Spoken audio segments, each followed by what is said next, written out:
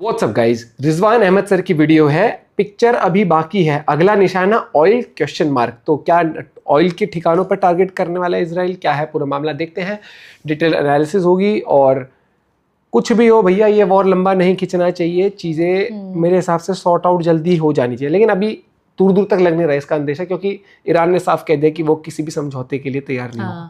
देखते पूरी वीडियो, 1 2 3 गो। इजराइल ने इनके पूरे आसमान पर कब्जा कर लिया है। वो तो दिखा जैसे दिया ना फिर सिग्नेचर बनता है, रॉकेट फायर होता है, इनके ड्रोन्स वहां पर स्क्रैम्बल करते हैं। अब सवाल उठता है, इजराइल को क्या 5 चीजें टारगेट करनी थी? इजराइल को इंफ्रास्ट्रक्चर टारगेट करना था न्यूक्लियर का, इजराइल को इक्विपमेंट टारगेट करना था न्यूक्लियर से जुड़ा हुआ। वो बात अलग है, कुछ लोग हर हाल में खुश रहते हैं। पता नहीं, अल्लाह जाने खुदा जाने कौन सी कुट्टी खा रखी है।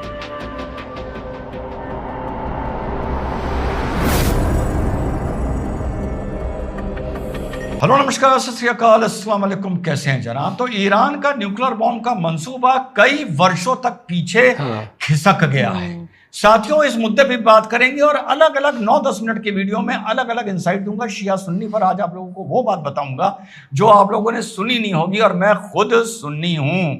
तो साहब, ईरान, इजराइल और अमेरिका की दुश्मनी का एक चैप्टर जो पिछले 40 साल से चल रहा था, आज उसका एक चैप्टर खत्म हुआ है। किताब अभी बाकी है। आने वाली किताब के जब पन्ने खुलेंगे तो ये और रंजिश से भरे होंगे और ये खूनी होने जा रहे हैं। अब सवाल उठता है, इजराइल को क्या 5 चीजें टारगेट करनी थी? इजराइल को इंफ्रास्ट्रक्चर टारगेट करना था न्यूक्लियर का, इजराइल को इक्विपमेंट टारगेट करना था न्यूक्लियर से जुड़ा हुआ, इजराइल को यूरेनियम टारगेट करना था, इजराइल को नॉलेज टारगेट करनी थी, और इजराइल को ईरान का पैसा टारगेट करना था, जिसके दम पर ऊपर की सारी चीजें, चारों चीजें सरवाइव करनी है। तो 5 टारगेट थे। मोटा मोटा मान लेते हैं, इंफ्रास्ट्रक्चर, यस, ईरान ने जितना भी तैयार किया था पिछले 15-20 साल में पूरा तबाह हो चुका है। इक्विपमेंट भी मान लेते हैं पूरा तबाह हो चुका है। बस सवाल ये उठता है कि क्या फोर्दो में न्यूक्लियर रेडिएशन हुआ या नहीं हुआ, रेडियो एक्टिविटी का? अगर कहीं भी नहीं हुआ तो एक सवालिया निशान है कि यूरेनियम कहाँ है। इसके बारे में थोड़ी देर में हम बात करेंगे। और इसके बाद बचती है नॉलेज। नॉलेज के लिए इजराइल ने पहले ही खुल के खेल खेलना शुरू कर दिया है। ऑपरेशन नरिया के बारे में जब मैंने आपको बताया था कि एक रात में 9 साइंटिस्ट मार दिए थे और कुल मिला के 14 साइंटिस्ट मार चुके हैं, इसके खिलाफ इजराइल की लड़ाई नॉलेज के खिलाफ अभी चलती रहेगी। और आखिर में आएगा पैसा। पैसे का मतलब है ब्लैक गोल्ड, ब्लैक गोल्ड का मतलब है पेट्रोलियम, जिसपे पूरी इकोनॉमी ईरान की निर्भर है। और दुनिया उनसे तेल नहीं ले रही है। बिना ट्रांसपोंडर की शिप्स में, करियर्स में, पर्शियन गल्फ से निकलकर ईरान का सारा तेल कार्क आइलैंड से कहां जा रहा है? चाइना जा रहा है। तो अब ये लड़ाई के 2 रूप हम लोग को देखने को मिलेंगे। एक, इधर से ईरान अटैक करता रहेगा मिसाइल्स के, और उधर इजराइल अब खुल के इनकी नॉलेज पर अटैक करता रहेगा। कल को इस पूरी चीज को फिर से संवारने के लिए, सजाने के लिए, जब भी ईरान के साइंटिस्ट अपने सेफ हेवन से निकलेंगे, कार्स में बैठेंगे, बंकर्स के बाहर आएंगे, रिसर्च सेंटर्स में जाएंगे, इजराइल खुला उनके आसमान को कैप्चर कर कर उनको ट्रैक कर रहा है और एक एक को खुला मारता रहेगा। वो बात अलग है, कुछ लोग हर हाल में खुश रहते हैं। पता नहीं, अल्लाह जाने खुदा जाने कौन सी घुट्टी खा रखी है। मार के भी खुश रहते हैं, मर के भी खुश रहते हैं। पूरा डिफेंस सिस्टम खत्म हो गया, खुश है। पूरी एयरफोर्स खत्म हो गई, खुश हैं। सारे न्यूक्लियर रिएक्टर का इंफ्रास्ट्रक्चर खत्म हो गया, खुश हैं। सारा इक्विपमेंट बर्बाद हो गया, खुश हैं। ये 600 मर गए, खुश हैं। आसमान पे कब्जा इजराइल का हो गया, खुश हैं। जमीन पर एयरफोर्स उड़ने का दम नहीं दिखा रही है, लेकिन ये खुश हैं। तो ये हर हाल में खुश रहेंगे। लेकिन इजराइल वो देश नहीं है जो खुश होगा। उसे पता है कि अभी मुझे कितना काम आगे करना है, और नॉलेज और मनी। अब देखना यह है कि इजराइल इस लड़ाई में ईरान का जवाब पेट्रोलियम ऑयल अटैक कर कर कब देता है। कार्ग आइलैंड सा तो खुली किताब है, बिल्कुल सामने पड़ा है। जब चाहे इजराइल बता के मार दे कि इसको मारने आ रहा हूं, रोक सकते हो तो रोक लो।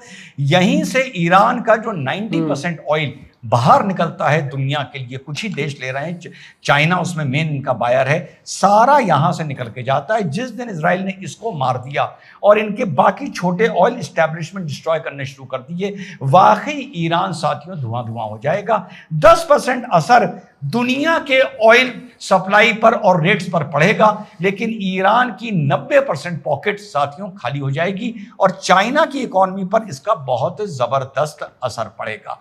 तो इस लड़ाई में बस दो चीजें हैं, ये अभी रॉकेट अटैक ईरान करता रहेगा, वो रॉकेट के साथ साथ रॉकेट लॉन्चर्स को डिस्ट्रॉय करते रहेंगे। का एक और मंसूबा है, बैलिस्टिक मैन्युफैक्चरिंग को हर्ट करने से पहले इनका जो रॉकेट लॉन्चर है जिसको फायर करने के लिए सामने आना पड़ता है, उसको डिस्ट्रॉय करते जाओ। ईरान, इजराइल उसी को ज्यादा डिस्ट्रॉय कर रहा है। जब रॉकेट फायर होता है एक हीट सिग्नेचर बनता है, इजराइल ने इनके पूरे आसमान पर कब्जा कर लिया है। जैसे ही हीट सिग्नेचर बनता है, रॉकेट फायर होता है, इनके ड्रोन्स वहां पर स्क्रैम्बल करते हैं और इनके रॉकेट लॉन्चर्स को जाकर मार देते हैं। तो अब ये लड़ाई दो चैप्टर्स की तरफ जा रही है। इंफ्रास्ट्रक्चर और ये सब खत्म हो गया है, नॉलेज पर अटैक करेगा इजराइल और आने वाले वक्त में इनकी पॉकेट पर यानी ऑयल फैसिलिटीज पर भी जबरदस्त अटैक देखने को मिल सकते हैं। इधर आयतुल्लाह ख़ुमानी ने अपने 3 जो सक्सेसर होंगे उनके नाम घोषित कर दिए हैं, Ayatollah Hassan Khomeini, Ayatollah Sadiq Khomeini और रहमानी और Ayatollah Mojtaba Tehrani. Ayatollah is a title, honorary title in Iran. तो उनके ये है कि अगर मैं मर जाऊं तो इन 3 में से काउंसिल डिसाइड करेगी। मिलिट्री हायरार्की भी वो बना दी है उन्होंने। जो खबरें आ रही हैं, कम्युनिकेशन हो नहीं पा रहा है कि कौन मरेगा तो उसको कौन प्रमोट करके कौन आगे आएगा। शिया सुन्नी वाली जो हम लोगों ने बात बताई थी आपको, बीइंग अ सुन्नी मैं आपको बता दूं, शिया सुन्नी से ज्यादा ऑर्गेनाइज्ड सेक्ट ऑफ मुस्लिम्स है, चाहे इनकी क्लर्जी हो चाहे इनका अदर हियरार्की हो। हम सुन्नी से ज्यादा शिया ऑर्गेनाइज्ड होते हैं। और ये लड़ाई अब ईरान वर्सेस इजराइल नहीं है, ये लड़ाई अब खुल के इजराइल वर्सेस शिया है, क्योंकि सुन्नियों ने दिखा दिया कि ना हम पहले बोले ना हम अब बोले।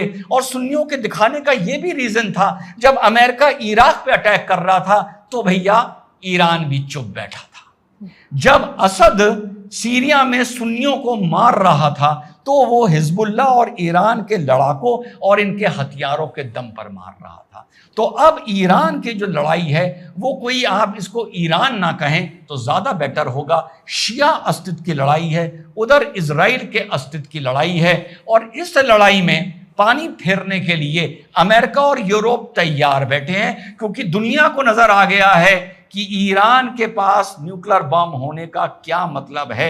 ये कहीं भी इसको मार सकते हैं, इतनी टेक्नोलॉजी इनकी पहुंच गई है। अब देखना यह है कि इजराइल किस लेवल तक इनके ऊपर अटैक करता है और इनके ब्रेन को कितना हिट करता है, ये कितना इजराइल को हिट कर पाते हैं, और इजराइल इनके ब्लैक गोल्ड पेट्रोल पर अटैक करता है नहीं करता है, वो बिल्कुल समझ लीजिए एक लास्ट चैप्टर होगा। अगर ईरान के ऑयल एस्टैब्लिशमेंट पे इजराइल ने अटैक करना शुरू कर दिया, लेकिन इसके लिए अभी इजराइल रुका हुआ है। और तीसरी चीज, यूरेनियम, मेन यूरेनियम है कहां पर, क्योंकि कहीं से रेडियो एक्टिविटी लीक नहीं हो रही है। इसके लिए क्या आने वाले वक्त में कोई बड़ा कमांडो ऑपरेशन मोसाद का हम लोगों को क्या देखने के लिए मिल सकता है, जहां पे ईरान से इनका यूरेनियम एक्सट्रैक्ट करके बाहर लाना होगा। और जो लोग बता रहे थे, ज्ञान दे रहे थे कि अटैक के लिए अमेरिका को पाकिस्तान की बेसिस की जरूरत है, याद तो होगा आपके भाई ने क्या कहा था, जबरदस्ती मुनीर को ताने जा रहे हो, जबरदस्ती पाकिस्तान को ताने जा रहे हो। वो 3000 किलोमीटर से आए, मार के एक्यूरेट मार कर चले गए। बेसिस की यार तब जरूरत पड़ती है, ना जाने कैसे कैसे एक्सपर्ट हैं, जब फुट सोल्जर्स को अंदर घुसना होता है। यहां पर ना अमेरिका के फुट सोल्जर्स ईरान में जाएंगे, ना इजराइल के जाएंगे, ना ईरान के इजराइल आएंगे। सारी प्रोजेक्टाइल और इलेक्ट्रॉनिक लड़ाई होती रहेगी। और प्रोजेक्टाइल और इलेक्ट्रॉनिक लड़ाई में आप इजराइल से साथियों नहीं जीत सकते।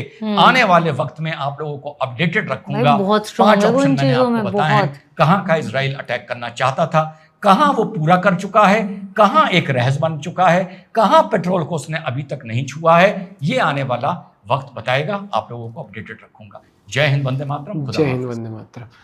अभी इजराइल मुझे लगता है अपनी टेक्नोलॉजी उस लेवल तक यूज नहीं कर रहा है, अभी भी मुझे लग रहा है। और प्लस अभी भी वो जितने भी टारगेट स्ट्राइक कर रहा है वो स्ट्रेटेजिकली और वो तमीजदार तरीके से कर रहा है। अब वो बात अलग है, तमीजदार तरीके से जहां वो स्ट्राइक कर रहा है, इन्होंने वो ठिकाने ही अपनी न्यूक्लियर साइट्स के, इन चीजों के, मिलिट्री साइट्स के बिल्कुल लोगों के बीच में बना दिए।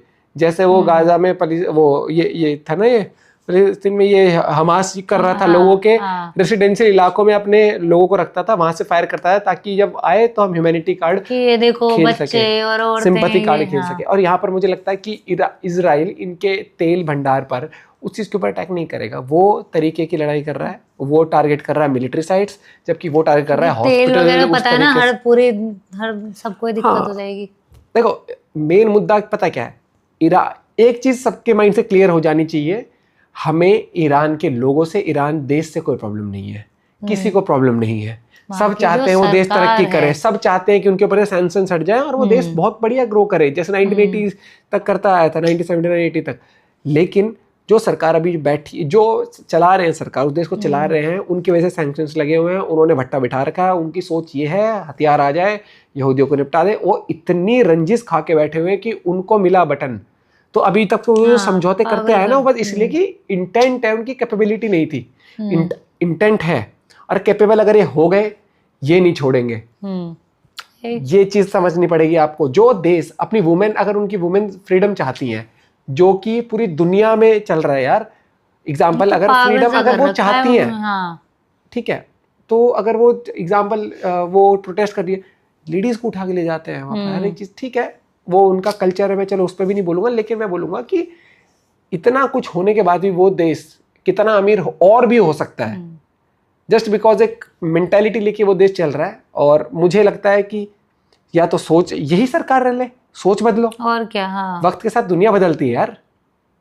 पहले एक टाइम पर लव मैरिज के खिलाफ कितनी दुनिया होती थी, दुनिया अरेंज मैरिज के भी खिलाफ होती थी। अगर एक कास्ट में न्योरी होती थी तो लव मैरिज छोड़ो, अरेंज मैरिज ही नहीं कराते थे लोग। अगर वो क्या बोलते हैं, कोई रिश्ता आता है ना, अरे उनसे करा दे, अरेंज मैरिज भी हो तुम्हारे वहां से मिलता जुलता है कुछ। Understand the technologies, understand the emerging world, understand the futuristic world. Understand करो कि आने वाले टाइम पर किसी को चाचा के ताऊ के लड़के का दोस्त कहाँ रहता है, चाचा का ताऊ का लड़का कहाँ नौकरी कर रहा है, किसी को फर्क नहीं पड़ता। गेट बंद हुआ, आप अपने घर में अपना टीवी एंजॉय कर रहे हो, आप अपने जिम चले गए, आप अपनी जॉब पे चले गए, आपने बढ़िया पिज्जा खा लिया, आपके घर में जो मेंबर है उतनी लाइफ रहने वाली आने वाले टाइम में। पता नहीं इतना क्या कर करके। ठीक है, एग्जांपल ले लो, पहले लोगों के घर होते थे कितने बड़े खुले खुले, आज घर सिकुड़ते जा रहे हैं लोगों के ना। वैसे रिश्ते भी सिकुड़ते जा रहे हैं, क्योंकि लोगों के पास टाइम नहीं है।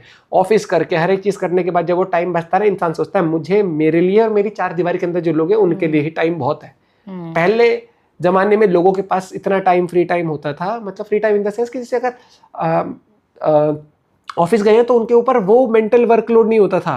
और पहले ये सब चीजें भी नहीं थी कि ऑनलाइन बैठ के ऑफिस से मेल आ गई है, घर पे बैठे बैठे काम करना है, अभी रिपोर्ट सबमिट करनी है, जितना ऑफिस आ में गए हो ऑफिस गया, से खत्म। हाँ। ना कोई टंटे व्हाट्सएप के थे, ना टंटे वो थे। तो लाइफ बहुत ही फास्ट पेस्ड हो चुकी है।